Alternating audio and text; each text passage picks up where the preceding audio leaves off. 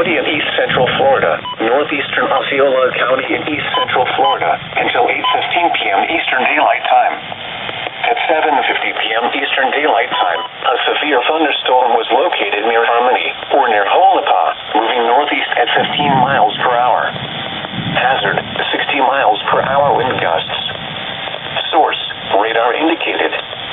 Impact, expects damage to roofs, siding, and trees.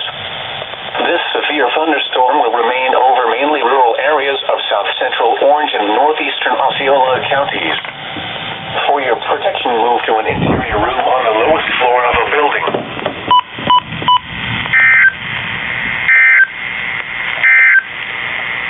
The latest tropical cyclone advisory at 5 p.m. For my county. Storm Dexter was located near latitude 36.1 north, longitude 66.2 west.